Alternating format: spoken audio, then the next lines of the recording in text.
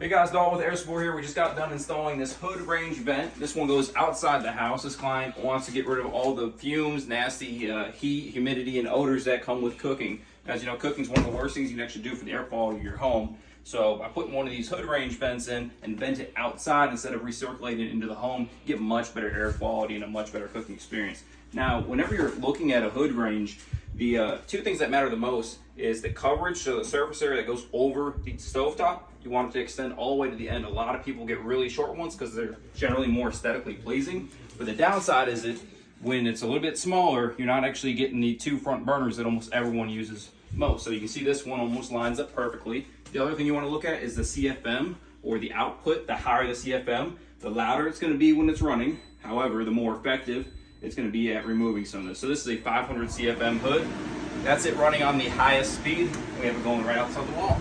If you guys want to install the same thing inside your kitchen, that's 502-209-8311. Air Support.